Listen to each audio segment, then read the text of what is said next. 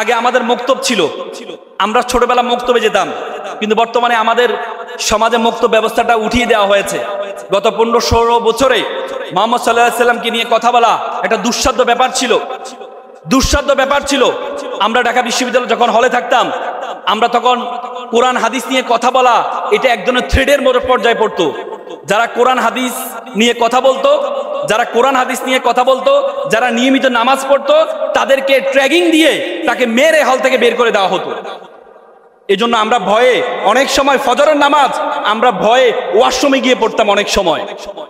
কারণ আমাকে বলা হতো, যারা এখন তোমরা বলতে পারো তারা কি নামাজ পড়তে দিত না, তাদেরকে নামাজ পড়তো। যারা টুপি পরবে, পাঞ্জাবি পরে তাবলিগ করবে, তাদেরকে নামাজ পড়তে দিবে। কিন্তু শার্ট প্যান্ট পরে তুমি স্কুল থেকে আসছো, তুমি যে নামাজ পড়ো, তারা তখন শিবিরের ট্যাগিং দিয়ে আমাদেরকে মেরে হল থেকে বের করে দেওয়া হতো। পোশাক কোথা থেকে আসছে? আমি সম্মানিত অধ্যক্ষ স্যারের সাথে কথা বলছিলাম, স্যারে বললো যে পোশাকের বিষয়ে বললো, উনি বললো যে পোশাক তো আসলে এটাতে অ্যারাবিক একটা পোশাক। আমাদের রাসূল যে পোশাক পরতেন, এই পোশাকটা ওটা ওই সময়কার সকলে এই পোশাক পরতেন। আমি ওই দিন একটা হাদিস বললাম, আমি অবাক হলাম।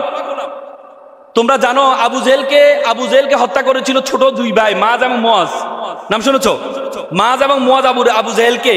মাজ এবং মুয়াজ যখন বদরের ময়দানে যুদ্ধে অংশগ্রহণ করেছিল, তখন তারা আব্দুর রহমান বিন আউফকে বলল, চাচা, আল্লাহ রাসূলকে সবচেয়ে বেশি কষ্ট দিচ্ছে আবু জেহেল কোনটা?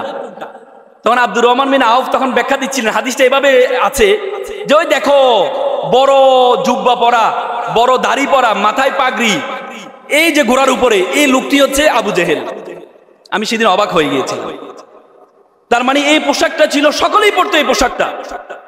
আমাকে একটু বলুন তো, একটা কলম দেখতে অনেক সুন্দর, কিন্তু তাকে দিয়ে লেখা যায় না, এটা গুরুত্বপূর্ণ নাকি কলমটা দেখতে সুন্দর না তাকে দিয়ে লেখা যায়, কোনটা গুরুত্বপূর্ণ বলুন তো? কোনটা গুরুত্বপূর্ণ? যে কলমে দেখতে সুন্দর না বা তাকে দিয়ে লেখা যায়, যদি সোনার সোহাগা হয়, দেখতেও সুন্দর, লেখাও যায়, তাহলে তো কোনো সমস্যাই নেই। আমাদের কোনো আলেম দেখতে সুন্দর, পোশাক ভালো পরে, কিন্তু তাকে দিয়ে লেখা যায়, রাষ্ট্র ব্যবস্থা সবকিছু তাকে দিয়ে করা যায়, তাহলে এদের সোনার সোহাগা। কিন্তু আমরা সবকিছু পোশাকের মধ্যে সীমাবদ্ধ করলে হবে না। তখন এই পোশাক সকলেই পরতেন। আই ডিউ রেসপেক্ট, আমি পোশাককে সম্মান করি। আমি মনে করি এই পোশাকটা আমাদেরও পরা উচিত, যেহেতু রাসূল পরেছে। কিন্তু সেটা এমন না যে পোশাক পরলেই না পরলেই তোমার ঈমান থাকবে না, তোমার এ হবে না, এটা ঠিক না। তো এই জন্য আজকে কোরআন হাদিস গত 16-17 বছর আমাদের সেভাবে ইউনিভার্সিটি আফ্রিকা গেটে বড় করে লেখা আছে, তুমি যদি কোনো জাতিকে ধ্বংস করতে চাও, ওই জাতির শিক্ষা ব্যবস্থার মধ্যে তুমি দুর্নীতি প্রবেশ করাও। সেই শিক্ষা ব্যবস্থা যদি কোনো ডাক্তার তৈরি হয়, সে ভুল চিকিৎসা করবে, লক্ষ মানুষ মারা যাবে। সেই শিক্ষা ব্যবস্থা যদি কোনো ইঞ্জিনিয়ার তৈরি হয়, সে ভুল বিল্ডিং তৈরি করবে, লক্ষ মানুষ মারা যাবে।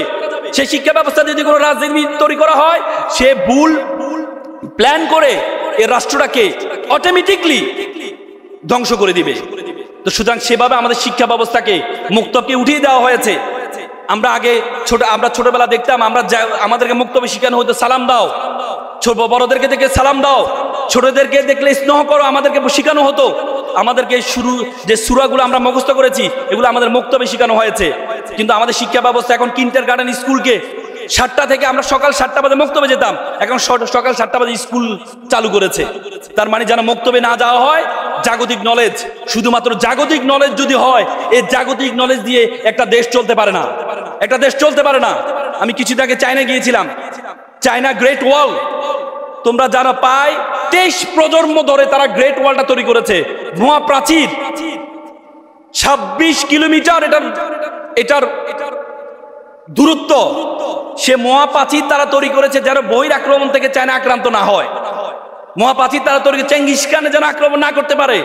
কিন্তু সেটি তৈরির 100 বছরে চায়না 3 বার আক্রান্ত হয়েছে, একবারও দেয়াল টপকি আক্রান্ত হয় নাই। বরং যারা এই দেয়ালের কর্ণধার ছিল তাদেরকে তাদেরকে ঘুষ দিয়ে চায়না 3 বার আক্রান্ত হয়েছে।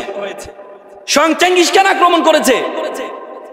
চায়না তার দেশ রক্ষা করার জন্য বড় দেয়াল তৈরি করেছে, কিন্তু দেয়ালকে দেখভাল করার জন্য যে মানুষ, সে মানুষের নৈতিকতা তৈরি করার জন্য তারা কোনো উদ্যোগ গ্রহণ করেনি। আমি চায়নায় গিয়েছি, সেখানে প্রকাশ্যে তুমি নামাজ পড়তে পারবে না, প্রকাশ্যে সেখানে ইবাদত করতে পারবে না। তুমি সেখানে ইউনিভার্সিটিগুলোতে তুমি চাইলে তুমি রোমে বসে তুমি নামাজ পড়তে পারবে না।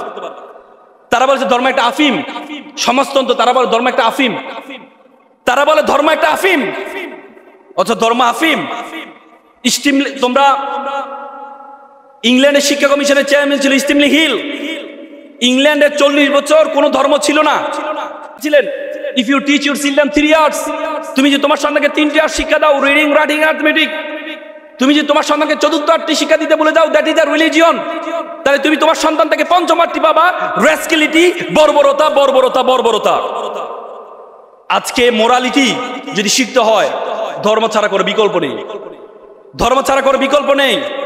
আজকে প্রফেট হযরত মুহাম্মদ মুস্তাফা সাল্লাল্লাহু আলাইহি সাল্লাম, তিনি আমাদেরকে প্রত্যেকটা, তুমি যদি প্রফেট মুহাম্মদ সাল্লাল্লাহু আলাইহি সাল্লামকে তুমি যদি চিন্তা করো, প্রফেট সাল্লাল্লাহু আলাইহি সাল্লামকে তোমরা, আমি ওই যে একটা বই পড়লাম, কারেন আর্মস্ট্রং, তিনি ছিলেন ইংল্যান্ডের একজন পাদ্রী ছিলেন, তিনি তার একটা বই মুহাম্মদ, তোমরা এই বইটা পড়বা, মুহাম্মদ, তিনি বলেছেন, তিনি ওই বইতে তিনি লিখেছেন, উনি একটা খ্রিস্টান পাদ্রী ছিলেন, পরবর্তী ইসলাম ধর্ম গ্রহণ করেছেন।